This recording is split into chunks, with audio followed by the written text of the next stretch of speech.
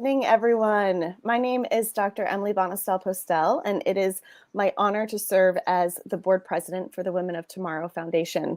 And I'm absolutely thrilled to be your host tonight for our Women of Tomorrow podcast episode on Denim Day. We have an absolutely great lineup, and that is because of the terrific panelists that we have. So let's, without further ado, bring everybody on in and we'll get started. Welcome, everyone. Thank you so much for being here. Hi. Thanks. Hi. Thank you so much for having us. Hi. Everybody's here. Okay, great. So we've got a lot of great conversation queued up for tonight. But before we dive in, I do want to take a minute just to introduce each of you amazing human beings so that everybody knows who we've got on our podcast tonight. So Laura, I'm going to go ahead and start with you. Laura Bell Bundy is a Tony-nominated Broadway actress and Billboard Top 5 recording artist. She is also the founder of the Women of Tomorrow Foundation and a National Women's History Museum ambassador. After a career in entertainment for over 31 years, she chose to channel her artistry into activism with a focus on women's rights and equality. Her album, Women of Tomorrow, co-written and co-produced by Shea Carter and Jeremy Adelman, delves into the different issues that women are facing today. It has over 1 million streams on Spotify and other streaming services and is in rotation on SiriusXM. The companion podcast on Broadway Podcast Network, which is where you'll be listening to this, dives deeper into the history of each issue and invites an expert to discuss how it impacts us today and how we can move forward. The Women of Tomorrow album and podcast have been featured in Forbes, Us Weekly, Huffington Post, American Songwriter, People, Parade, and more. Welcome, Laura. Thank you for being here. Happy to be here. Thank you so much. Shea, who you just heard as the co-writer, producer, founder of the Women of Tomorrow album, has been a practicing yogi for over 15 years and has trained with some of the world's most renowned teachers. She owns and operates a wellness sound healing business in Nashville called Inner Space, and she is a facilitator for a leading mental health facility known as On-Site Workshops. Shea, thank you for being with us. Thanks for having me. Okay, next we have Amy Andrades, who serves as the National Sexual Assault Telephone Hotline Program Director for RAINN. RAINN, which is the Rape, Abuse, and Incest National Network, is the largest anti-sexual violence organization in the nation, operating multiple safety hotlines, as well as sexual assault prevention programs, survivor aid programs, and they work to bring perpetrators to justice. Amy, we're thrilled to have you here tonight. Thank you for having me. Marlene, welcome, Marlene. We have Marlene Izquierdo, who was born in Guatemala and moved to Los Angeles with her parents at the age of 12. She became a ward of the court system at age 13, where she moved in and out of various foster homes for the next 5 years. After aging out of the system, she wanted to change the narrative of her story, and in 2011, she began working with the Rape Treatment Center and Stewart House to share her story and hope to inspire others to disclose their own abuse and to raise awareness on sexual abuse. She is currently writing her first book about the power of surviving and healing, and she continues to be a strong advocate for sexual assault survivors, and she hopes to create a space for people to feel safe, vulnerable, and to experience healing. Thank you for joining us. Thank you for having me. And certainly, last but not least, we have Paige Adams-Geller, who is the founder of Paige, a design powerhouse with men's and women's lifestyle collections sold in retailers in over 80 countries worldwide. Paige is all about empowering women through fashion. And as a survivor herself, Paige uses her business to support victims and raise awareness of sexual violence. She is a dedicated board member of the Rape Foundation, is a member of RAINN's National Leadership Council, and we are so humbled and grateful that she serves as a dedicated board member of the Women of Tomorrow Foundation. Thank you. For being here. Oh, thank you. It's an honor. Well, we are here tonight to talk about Denim Day, right? So what is Denim Day? Today is Denim Day, and the purpose is to spread awareness around sexual violence, to support survivors, and to educate ourselves and others. The day was created by Peace Over Violence in response to the overturning of a 1998 rape conviction by the Italian Supreme Court. The court said that the jeans were so tight that the victim must have aided the perpetrator to remove them, and therefore the act was consensual. So today we wear denim to take a stand in solidarity with survivors, and we take a stand against victim blaming and other rape myths. So partnering with Paige for Sexual Assault Awareness and Prevention Month and Denim Day, it really is such a perfect fit for so many reasons. And one of the most profoundly special connections that I think that there is between Paige and Denim Day is because of the impact of sexual assault on how survivors view their body and can feel in their own bodies after an assault. And as a lifestyle brand, Paige creates clothes that make you feel good and beautiful and comfortable in your own skin. So Paige, if you can start our conversation off tonight, please just tell us more about the passion behind your commitment to all of this. Absolutely. It really is an honor to be here, and this day is a sacred day for me in general. The beauty is that I was actually attacked in the workplace when I was on a modeling job and was a survivor, and I had worked for a company for a long time and had a contract with this particular company and was eventually attacked by the owner of the company in the workplace. And I knew I needed to go find a place to go get help, and I didn't know what to do or where to go. And so in this crisis, I ended up calling the Rape Treatment Center in Santa Monica, which is the first place that I actually went to go get help. And I'd never been to therapy before. I had never sought help for a previous rape that I'd had at the age of 16. And this was something that really, like, once I went to the Rape Treatment Center and started the process, was something that actually became something that was life-changing. And what I say by this is the courage that it took for me to finally state what happened to me, and the process that it took at the Rape Treatment Center to get free therapy and get help. And then actually the ability to finally admit what happened to me when I was 16 years old, and then go through the process of trying to heal through that, is what brought me to a place that actually helped give me my voice. And that was actually the moment that everything changed for me. I decided that I had a 16-year-old stepdaughter at the time, and she had actually asked me if she should try to go into the entertainment industry and maybe make some money as a fit model and doing some of the work that I was doing at the time. And when she said that that's something that she wanted to do, that was the aha moment of, like, I would never let her go into the industry that I was just in, being treated the way that I was just treated. And if I would want to protect her with my life, I need to protect myself with my life. So I actually need to take on my attacker, and I need to get my voice and my strength, and I need to make some changes in my life and help all the other women who had also been attacked or abused by this man. And that brought forward so much healing that when I got to another place in that process, I went and saw a life coach. And that life coach said to me, you love to empower women. You love fashion. You've worked in this industry for a long time.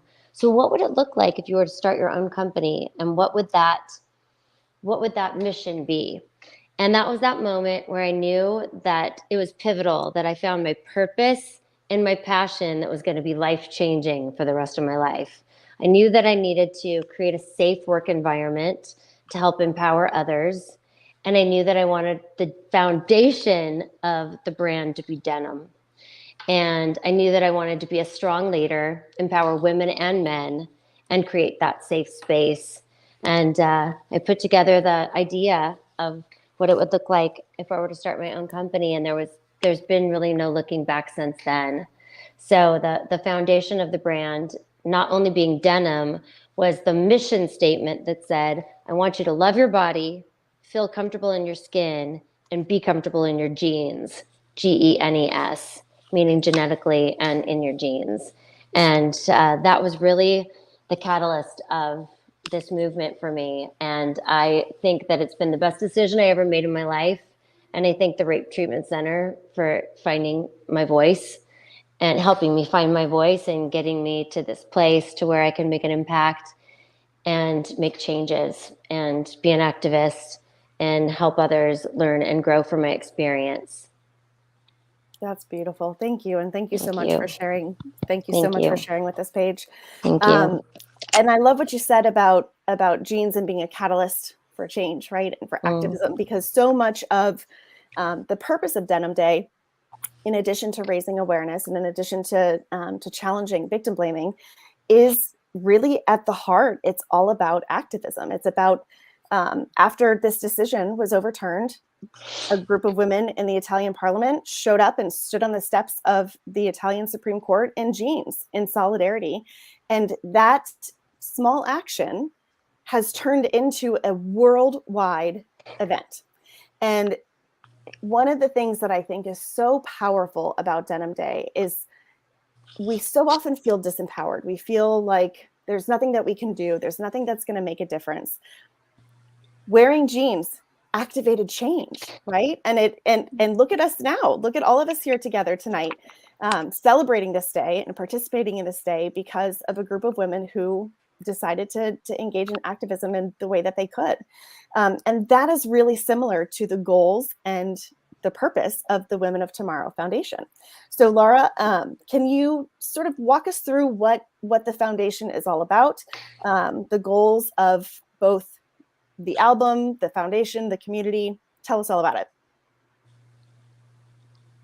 And take yourself off mute, please. You think I would know this by now. We started Women of Tomorrow, and I say we by me and my co-founder, Shea Carter, who is here. I brought her into the vision that was activism through art. And I had this overwhelming feeling at the end of 2016 and the beginning of 2017 that I, almost like I'd been struck by lightning, that my passion was to make sure that women were valued, women had equality, women were seen for how incredible and wonderful and how they birthed the human race and all of these things, but that I was noticing real gaps in our equality and real fears about our future. And so it began with a concert for women's rights and women's health. And that ended up being, as an artist, I was going to make an album of that concert. And as a songwriter, I decided to make an original album of songs where every song delved into a different issue that women are facing today.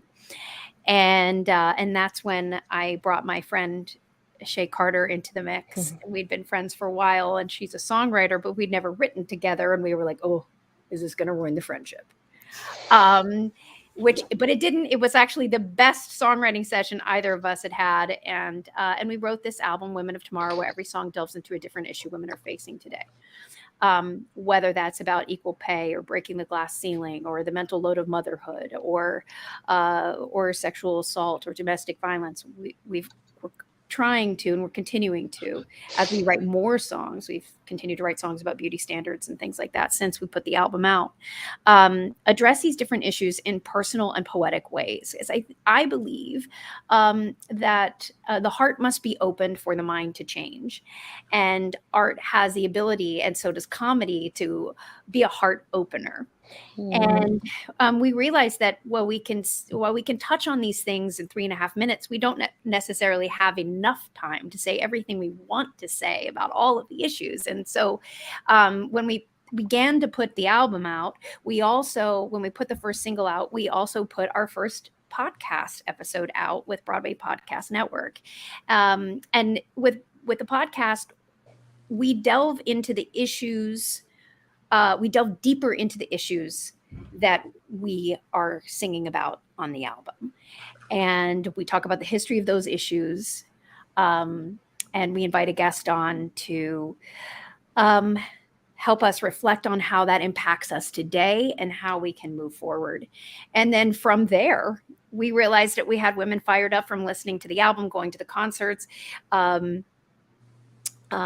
listening to the podcast. And we wanted to create a community where women could not only have a step-by-step plan to activate their activism through our classes and events, like we have Female Fight Club every Tuesday at 3, where we learn the facts before we fight, but also other things that women need. What are the areas that women need support? And is that in trauma healing? So we have classes on trauma healing. We've got classes on personal growth, leadership, money, finance, yoga, meditation, Pilates, pelvic floor support, women's health. We have one, how to have happy hormones, coming up. I mean, we're addressing all of these issues that women in our community want. So if women are in our community, we have a little over 100 at this point. Whatever you want, you let us know. We'll find an expert in the field to help you through this thing, because we believe when a woman feels empowered, mind, body, and spirit, and has the tools to have a successful life in all areas of life, that is the greatest form of resistance. And so while we want, it's a sort of personal part of feeling empowered, right? Real empowerment. And then there's the macro level of female empowerment, where we have to look at the structures that exist or don't exist to support us, the laws that exist or don't exist to support us living and having an authentic life. And this is why sexual assault is a huge issue. And if you look at back historically, which we have a lot of women's history classes, there were no laws against this violence towards women. That even within a marriage, it wasn't until 1993 that it was illegal in all 50 states for a spouse to be raped. And most likely that spouse was a woman. And when we look at laws of coverture and how we began in this country, women did not have any rights within those marriages. So we like to reveal that. We like to educate our community, and that's what we're here to do. We're here to educate and to support, and so that we can rise together. I love that. Thank you. And one of the things that we're rising about is sexual assault awareness and prevention. And you mentioned that was one of the songs on the album. So Shea, if you can talk to us about Red Rover, about what that song is about, what that process was like. Give us a little bit of context, and then we're going to get to see it and hear it. So as we were writing the album and we were covering all these topics, we were covering equal pay, we were covering the motherhood, we realized that we would be remiss to not cover sexual assault, because it happens to most women in this country in some form or another. And I was so immensely moved by Chanel Miller's victim impact statement. It really allowed the reader to be put in those shoes, to think about the different steps of what a victim goes through that aren't just in a headline. They aren't in reading a quick article. They aren't in somebody else's perception of what happened to a victim. They were from her. And I decided that this song, I just sort of felt it in my bones that this song needed to be a song about her story that was already so eloquently done.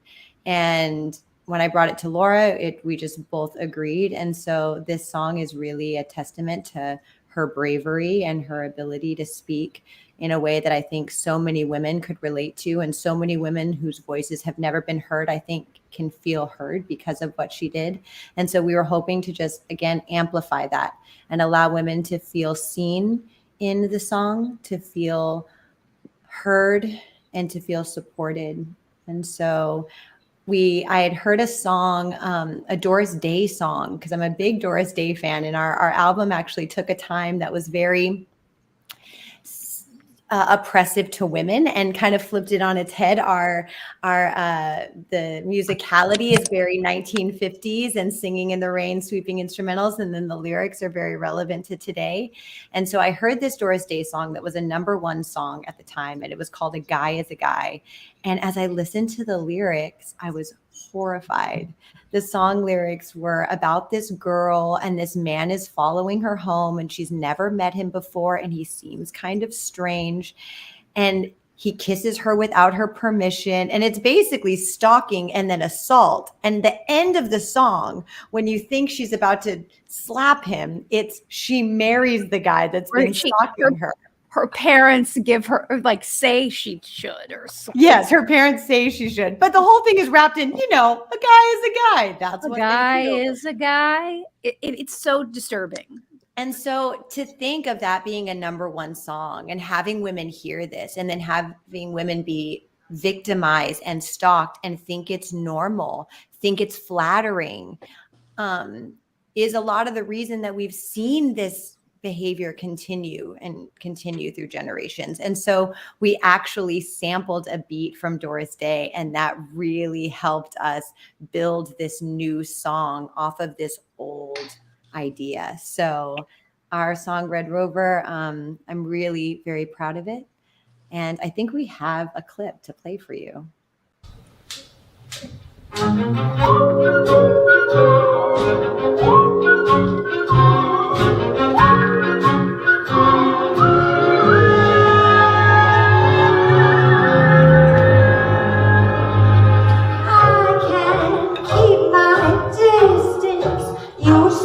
Persistent, closer by the minute. Now the walls are spinning. You pushed me, then you caught me. Now I was in your trap. I'll think about you forever. Blue eyes and a baseball cap. Closer by the minute. Now the walls are spinning around, red road.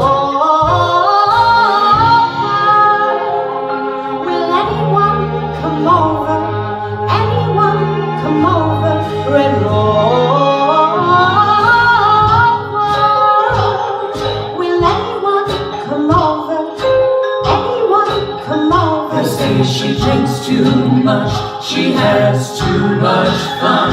An irresponsible girl, responsibility to no one. Don't walk home alone, don't drink in a bar. Don't go to a party, don't travel far. Dragged into his story, where he gets all the glory. He told the cops I liked it. Oh yes, she liked it. Swimming around Red Rover. Will anyone come over? Anyone come over? Red Rover. Will anyone come over? Anyone come over? They say just one mistake should not change his fate. Though it's a terrible sin, it's still our duty to groom him. I have never been so quiet. If I spoke, you deny it. This is not my house, and I'm not in homes. This is not my body, I don't know it anymore. My memories are spotty, even when I try to make sense of the things that happened all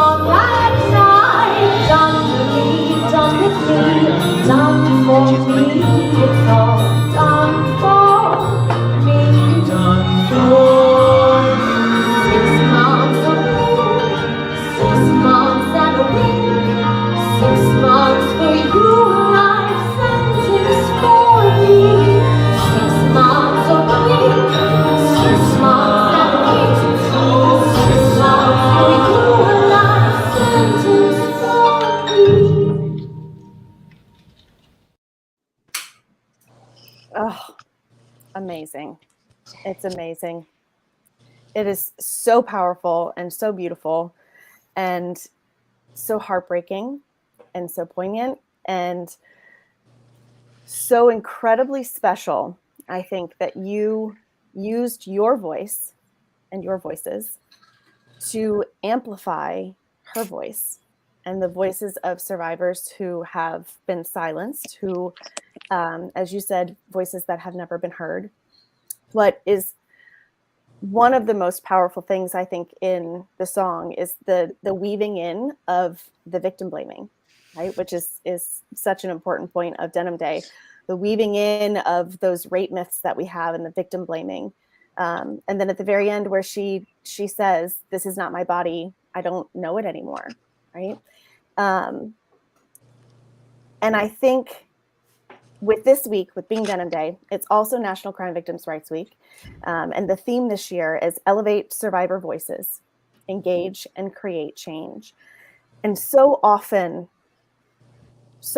after experiencing some type of crime victimization, specifically sexual assault, the impact of that is that survivors feel silenced. They feel as though their voice has been taken from them, their control has been taken from them. And so raising awareness and raising survivor voices, challenging myths, and letting people know that they're not alone is so critical. And I just love the beautiful way that Red Rover does that. So thank you for using your voices and your artistry to be able to raise those voices and amplify other voices. And Paige, this is something that I want to thank you for doing as well, because you are a survivor who's doing this work to not only elevate your own voice, but to elevate other survivor voices, to engage folks in these conversations and to use your voice and your platform to create change. And the change that you are helping to create is so important and has such a ripple effect, far greater than you will ever know.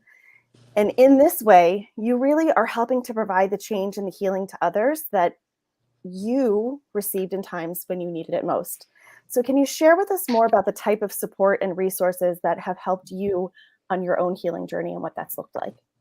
Absolutely. Thank you so much again. It was a lot's coming back for me in this particular moment because when I was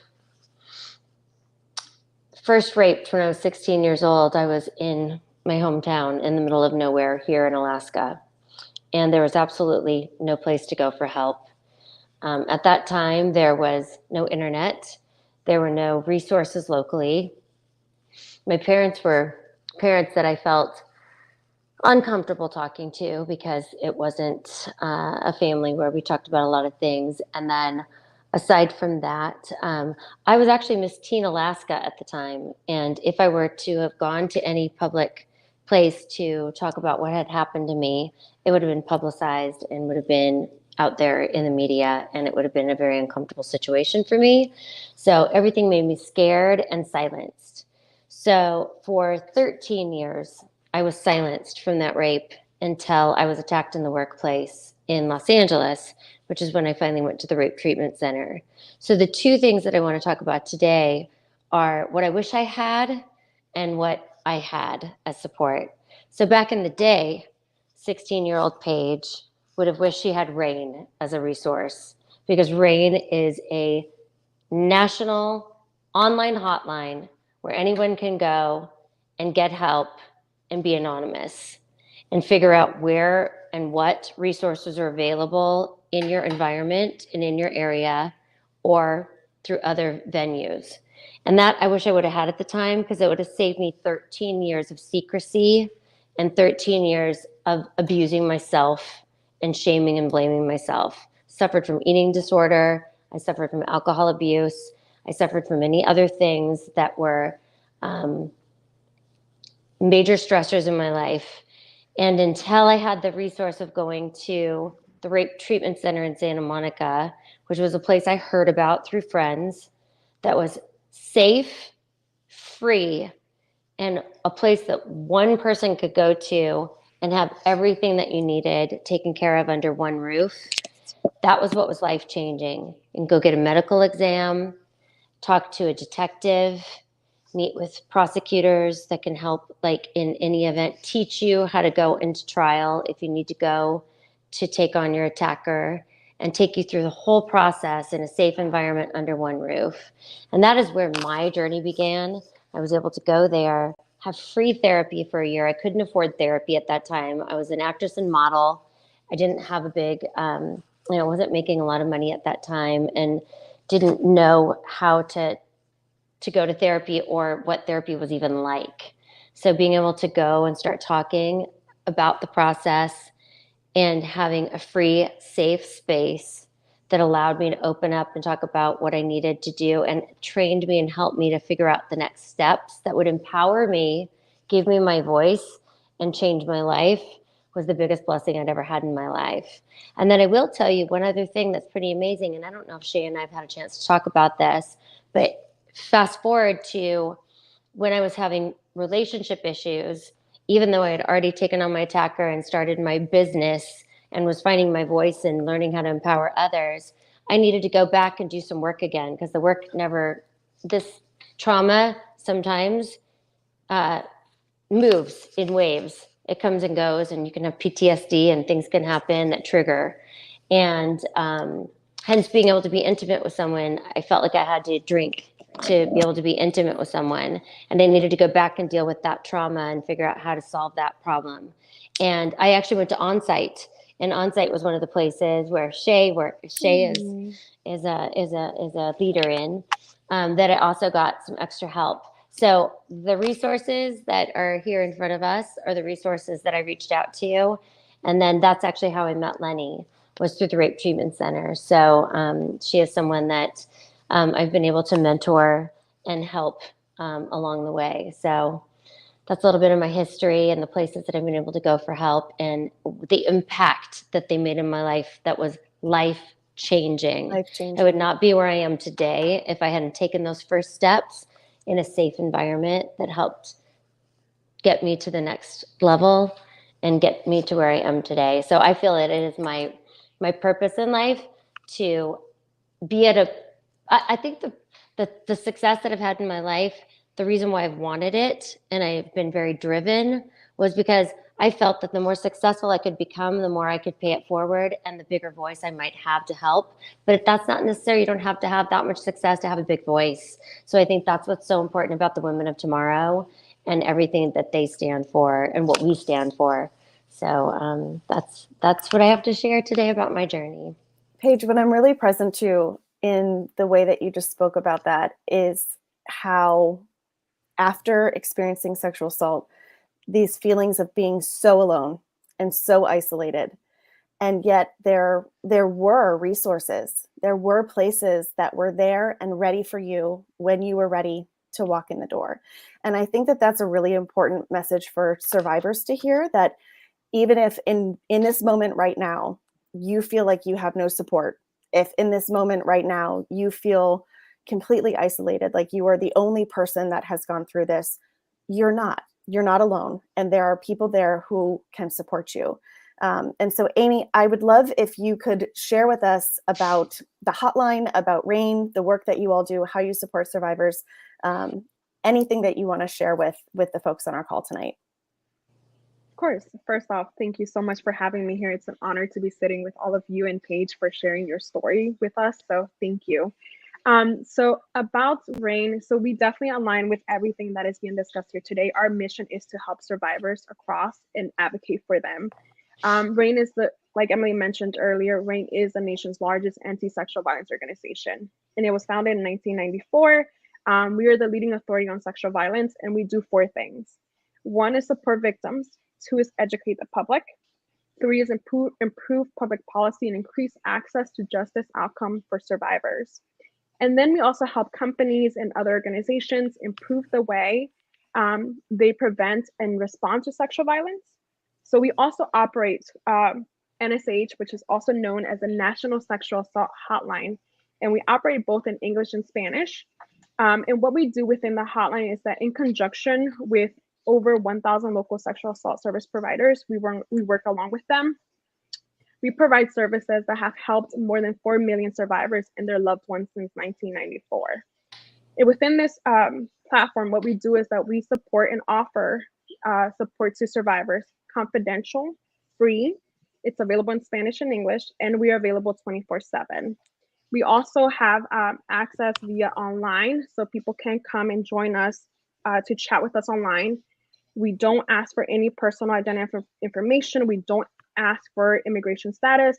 We basically just offer a listening ear to anyone who comes to our hotline via phone, via chat, and at times we also have resources on our webpage that people can also use on their own in case they are not ready to talk to someone. We do have our phone number as well in case that anyone who is on this call listening in wants to call our hotline, which is 1-800-656-HOPE, which is 4673. And then these conversations are survivor-led. So our support specialists are here to listen, provide support, and let the visitor drive the conversation. We don't push our own agenda. This is a non-judgmental space. It is a safe space where you can just come and talk to us, share your story. Sometimes it's the first interaction for a survivor to come and talk to someone, so it can be a little scary. That is normal. And sometimes people are not ready, and that's okay. That is why we're here for anyone to come and share with us whenever they're ready. Our support specialists are trained to handle any type of conversation that comes in and provide resources. That is from law enforcement, from forensic exams, coming on also as rape kits. So we have a lot of resources both in Spanish and English that can be accessed for any survivor that comes on a hotline or via phone. So we do hope that anyone who does come to our services, we are here. You're not alone, just like Emily mentioned. And we're always available for anyone who needs support and just needs a listening ear. We're always available. Thank you, Amy. Thank you for the work that you do. It is truly life-saving. And I know that you know that, but I don't think you can hear it enough. So thank you again for the work that you do. The way that you described the environment that you create, right? This safe place where people can be vulnerable, where they can be heard. It's amazing. Those are really the same words, Lenny, that you used in your bio, right? That you are looking to create spaces like that. And Paige mentioned this idea that healing is not linear, that our healing process comes and goes over time, and where the way that we feel and the way that we process and what that looks like is going to vary. There's no, you don't just go to therapy once and then like, okay, your trauma's done. It's I'm done. I'm good.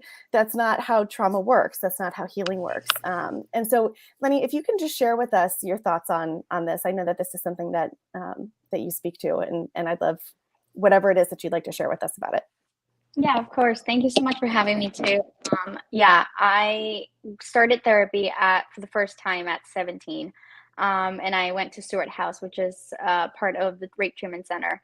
And my family hadn't gone to therapy. We never talked about therapy. In the Latino community, it's looked at as kind of a sign of weakness to seek for help. Why would strangers help you with their issues? So when I first went to therapy, it was mandatory, part of my foster care. My counselor wanted me to do a year of therapy to disclose abuse that I had encountered when I was 13. And it was very hard for me to disclose the abuse that I had gone through. It was also it felt very awkward and foreign. But when I started doing that, I did about a year and a half of therapy because my court case was coming very close. So they extended it for 6 months. Usually it's about a year. And I healed a lot. I always say that healing starts with telling your story. And I had put a lot through my healing process. One of the things that I worked on a lot with my therapist was just putting goals in front of myself to achieve them. And I set a lot of goals. I wanted to graduate. I wanted to get a full ride to college. I wanted to go to college. I didn't want to be homeless anymore. I had been experiencing homelessness for a few months. And I wanted to live abroad. I wanted to get a good paying job, and I wanted to I wanted to be in a healthy environment, and a healthy relationship with my partner. And I did all of that. And I think through people encounter trauma, they deal with trauma in their own way. I think people would, resort to alcohol or drugs or eating disorders. And for me, it was work. it was work a lot. So I feel like through my working process, my healing process, I worked a lot and I forgot about the internal work because I was really focusing on the external work of achieving all the goals that I had set for myself. And then I think I got a point in my life when I was about 25. I was in a very healthy relationship. I had a really good career. Everything was going well. I had already graduated college. I had already lived abroad for half a year. I never felt full. I felt like I wasn't able to be intimate with my partner at that time because I was struggling emotionally a lot. I had really dark moments where I felt like it was still my fault of a lot of things that had happened. And I started realizing, like, even though from the outside I looked very well put together, and everybody was very inspired by me, in the inside I was letting myself rot. So I decided to take a break from my current relationship and I moved out. I took care of myself and I went back to therapy. And that's when I think that was the first of me realizing that I had I had a lot of anxiety and depression that I was covering up with a lot of work, and I wasn't taking care of myself. And that was the start of my second stage of healing. And I think that was pretty much realizing that I can't have a healthy relationship. I can't have a healthy sexual relationship. I can't have friendships. I struggle with making friends a lot because of just getting close to people. And that's where I'm at right now. And it took me, I think, years to realize that the work is never done. The work definitely starts with telling your story, but it's a constant thing that you have to work on. You're going to encounter different stages as you go. I'm 29 right now. I'll be 30 this year. I'm looking forward to being a mom in a few years. I think once I get to that stage, I'm going to have to uncover another layer of healing where it's going to be very traumatic for me to be a mom because I don't have a good relationship with my mom, and my abuse happened at home. So for me, it's very triggering. How am I going to be a good mom when I didn't have any good upbringing? So that's another thing I'm gonna have to learn to do. Even marriage, that's another layer I'm gonna have to do. So one thing I'm very adamant about, it's continuing to work on myself every day, trying to be the best version I can, and realizing that, like Paige mentioned, healing comes in waves, and I have to embrace the highs and the lows. Every part of my life will teach me something. And I've gone through the hardest part, which was disclosing the abuse, and everything else, it's not going to be as hard as it's not going to be easy, but it's not going to be as hard as just opening up to people and just saying what happened to you. And that's really the start of you starting your healing journey. Thank you for sharing all of that. So powerful. So many powerful things in there, Lenny. And I'm just so grateful for your bravery in the way that you just own the space. It's just beautiful. I want to thank you and Paige both for sharing about the challenges and the difficulties that happen after experiencing sexual assault. Between the two of you, you talked about experiencing homelessness, about disordered eating, alcohol and drug abuse, struggling with intimacy, anxiety and depression. These are things that are very common reactions to experiencing sexual assault. They're common reactions to experiencing trauma and victimization in general. And yet they are things that survivors often carry so much shame and so much guilt about, and they feel like something is wrong with them, that this is how they're coping or they're processing. And just hearing that is a common reaction to experiencing this, and that those are things that other people go through, can be so validating for survivors who are maybe hearing this for the first time. And I think what is important for those folks who are not survivors, who might be listening to this call, is to know that, and to be supportive, and to see that when there are people in your lives who are struggling with these kinds of things, to show up for them, right? And so, Amy, I would love if you could share any other kinds of thoughts or suggestions or ways that people can show up for survivors in their lives, and ways that they can support them, things that you all do, maybe programs that you do with RAINN, or just in general from your knowledge and experience. How can people show up better for survivors?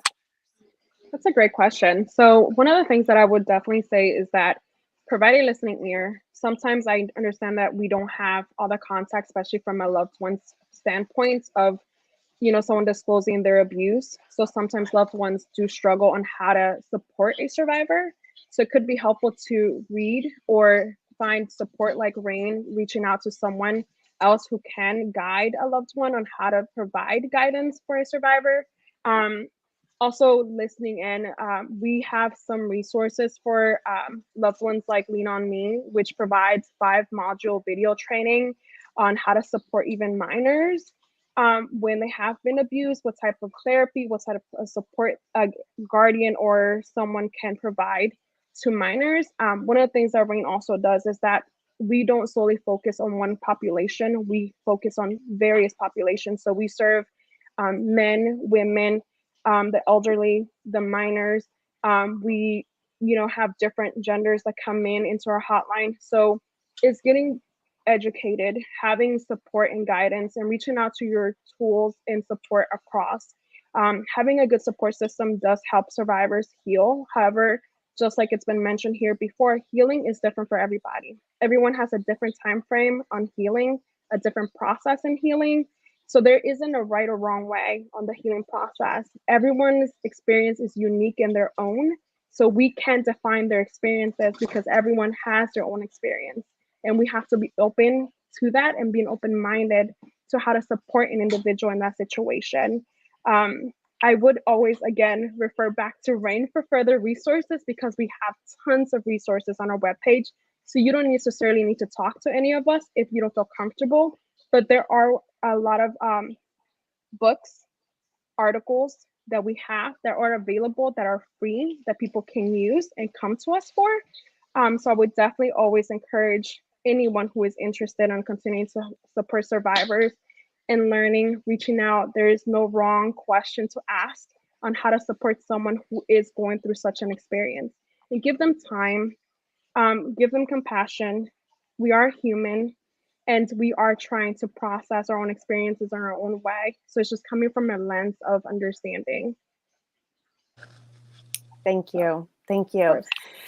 So that's a message to supporters, right? And I think so much of Sexual Assault Awareness and Prevention Month is heavy. It's about the statistics. It's about how frequently this happens. It's about the impact. It's about, all of these things that can feel so disempowering. And Lenny and Paige, you both are kicking ass, if I can say that on this podcast. You are survivors, right? We've spoken about victim and survivor, and you both have shown tonight and in your lives that there is life after sexual assault, that there is joy. There can be joy, there can be love, there can be hope after sexual assault. And so I would love to just open the space for the two of you to be able to share any message with survivors who are listening tonight who maybe need that message of hope, that in this moment they don't feel it. And you know what it's like to be in that moment and to feel like there's no hope and that there will be no joy after this. What would you say to them? Lenny, I'll let you go first and then Paige. I guess one of the things, I've been writing a lot. I've been journaling since I was 13. And about 2 years ago, I started having this idea that I really wanted to write a book. It took me a year to start doing it and put together my journals and everything. So I've been doing it for about a year now. It's nowhere near publishing, but I've been doing it a lot. And one of the things that keeps popping out that I keep writing is don't be ashamed of the crime that you didn't commit. And that's one of the things that I struggled with the most growing up. And I think as like my mom was abused, my grandma was abused. For our family, it was like a chain that I needed to break. I have 2 little sisters, and I make sure I was very involved in their lives to make sure that didn't happen again. But even at 13, which was when the incident happened, I still didn't understand the effect that it would take on me until I think now. And that's one of the things that I continue to tell myself. I didn't commit the crime, and why should I be ashamed of that? And I tell friends, and I used to have a blog for a few years, and I would tell people that would come to me and ask me about my abuse or talk about their abuse, and I would always say that to them, like, don't be ashamed because you didn't do anything wrong. And I also keep writing, like, learn from the unwanted trauma and choose to be well. And I know it's hard, and sometimes it can be insensitive for people to tell others, like, just choose to be well, just choose happiness. And it's hard, it's really hard. But I think if you create really healthy habits for yourself, a healthy environment, self-love, I'm happy now social media has taken on such a, like, love for self-love, and it's pushing it out there for young girls to do it more. But that's one of the things that I continue to work on myself. I continue to read, I continue to educate myself, I continue to have healthy, uncomfortable conversations with my boyfriend right now. Things that are triggering. I also identify triggers. As one of the things that took me a long time to identify is triggered things that trigger me. And me leaving my current relationship for a period of time to learn those triggers, because I didn't know what those were, helped a lot to have a healthy relationship now, where if he does something that it's out of line, that he might not see it as out of line, but he's invading my personal space, for me to have a voice to tell him, instead of yelling or being mad at him or walking away, for me to tell him, hey, this is a trigger for me and it's bringing up things from the past, for him to also be supportive in that way. But one of the main things I would say, just don't be ashamed of something that you didn't do. Be able to be strong and come out and remember how strong you were. You were strong throughout the process, through the abuse. You were strong after, and you're still strong now. And that's just one thing that I think we have to remind ourselves, and of course be kind to ourselves, that we're not going to have good days every day. Amazing. Paige, what do you want to add? Thank you so much, Lenny. Yes, it's very interesting how even a shift of terminology made a big difference in my life, because I had always felt ashamed and thought it was my fault, and though I did nothing wrong. And I had a stalker, and would get telephone calls begging me to see this person, and I would repeatedly say, I don't want to see you, I don't want to get together with you. And literally that stalking process led to me giving in and saying, yes, okay, I'll see you. And then that's when I was attacked and raped.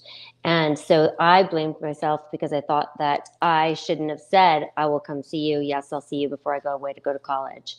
And, but changing the terminology from I'm a victim to I'm a survivor was a big mind change in the way that I viewed myself, because it's like, I am strong, I am resilient, I am a survivor, and getting rid of the shame and blame, and getting to the point where I hit my own rock bottom, where I needed to ask for help, was life-changing, in the sense that I always felt that I was kind of raised to be the perfect daughter and the perfect girl. So I always thought if I had something that would make me look imperfect, then I was going to be a disappointment to my family or friends or community. And once I changed that mindset by actually asking for help and knowing that I couldn't do it alone anymore, that it was destroying me, and opening myself up with that vulnerability, I can't tell you how much overpowering beauty, kindness, and love that I've received. And then what I've always heard is, let us love you until you love yourself. And being a part of that community with group therapy and friends and support groups and trauma centers and all of that, that has brought me to a place where I do love myself, and I am proud of this vulnerability, and I am strong through this vulnerability. And the one thing I want to share, which I think is really important, because sometimes I feel like, oh, I'm a boss, I'm a leader, I have a company that has 300 plus people in it, and maybe today I shouldn't cry and show my vulnerability, and maybe that's not being a good boss. And this is what I got today from one of my team members at Paige, who he actually is his name's Christopher, and he manages our Pacific Palisades store. This is what I woke up to this morning, and he said, I wanted to share this with you. I think it's brave. I think it's brave that you get up in the morning when your heart aches and life is messy and you do not feel like being soft for the world. I think it's brave that you continue to love and express and open your soul despite the way you were treated in the past. I think it's brave that you keep going, that you keep believing in something more, something bigger, even when you may not know what you are hoping for. I think it is brave that you fight.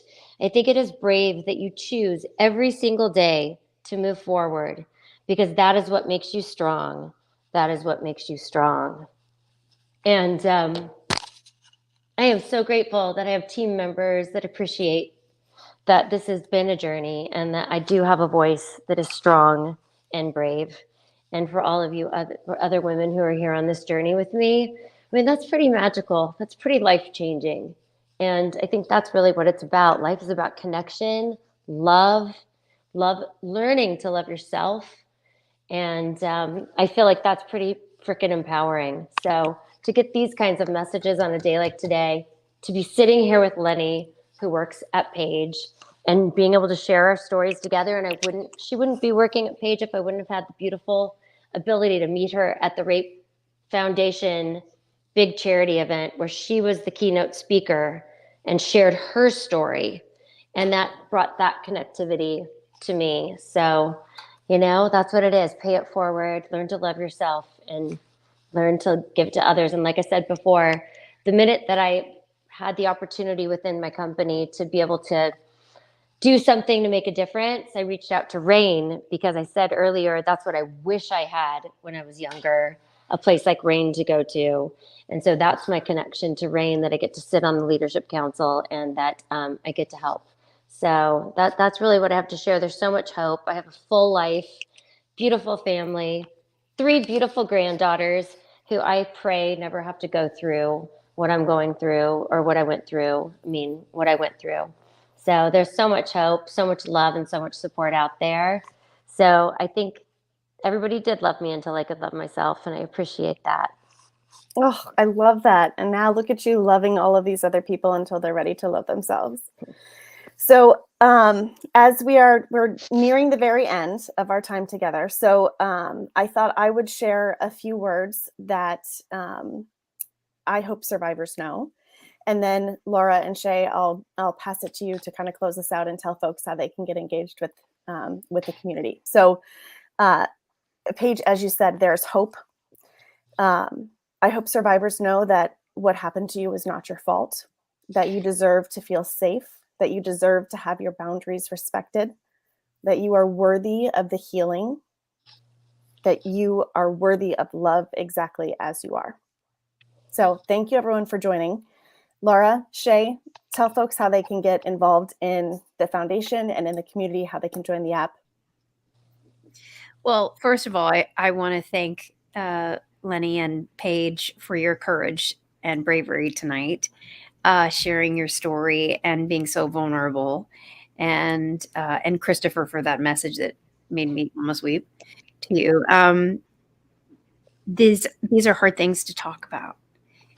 And I know that there's, when we feel shame for something that we didn't do, it still feels hard to talk about. So thank you so much for your courage and vulnerability tonight. I honor you, and you guys are so inspiring, and I really do believe you are making a real impact in other people's lives. Speaking of impact, we hope to make an impact in women's lives with Women of Tomorrow.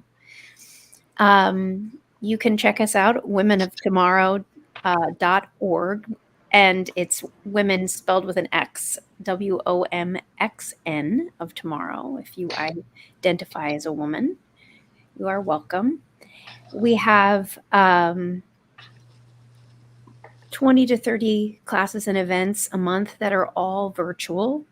At this moment, we've had some in person. If you're in the New York area, if you're in the Nashville area, there's in-person events. And then if you're in the LA area, I'm sure there will be some in-person events. And they're in various areas. This month has been sponsored by Paige DENIM. And this month, we are not done with this month. So we have an event tomorrow night. We have live journaling on Saturday. We have a lot of different events still going on. And if you join Women of Tomorrow, you can watch anything we've done on demand. There are some classes that will not be available on demand because they're quite personal trauma healing classes, but we will have those again in the future if you're in need of that. We like to make sure that things are private for people, but any class like negotiation or yoga or meditation is available for you to catch, and anything that has to do with advocacy and activism around this subject or any other cause that you care about is available. I don't know if you want to say anything, Shea. We'd also like to offer a free month for everyone that's listening now. Not only are these issues really difficult to talk about, they're also really difficult to listen to. And often when something is uncomfortable, we can tune out. So I really want to acknowledge what it takes to talk about things like sexual assault, listen, gather new information, and support. Women of Tomorrow is also about building a sisterhood. We hope that you come and you meet some of your new best friends in a safe environment. We hope we can introduce you to organizations that are beautiful, like RAINN, like Chamber of Mothers, like the National Women's History Museum, all aligned with us in giving women access to information, because there is freedom in that. And there's a freedom in sisterhood and finding your tribe and finding women that resonate with you. And we would love to have everyone who's listening come and check us out. Thank you so much, everybody, for being here. And I learned so much, and I feel so inspired by your stories, by your vulnerability, by your activism. So thank you. Thank you so much. Thanks, Honored to be a everyone. part of it. Thanks, everyone. Thanks, Thank Dr. you. Emily. Thanks, Amy. Lenny. Thanks to you Thank guys you, out everyone. there. Thank you.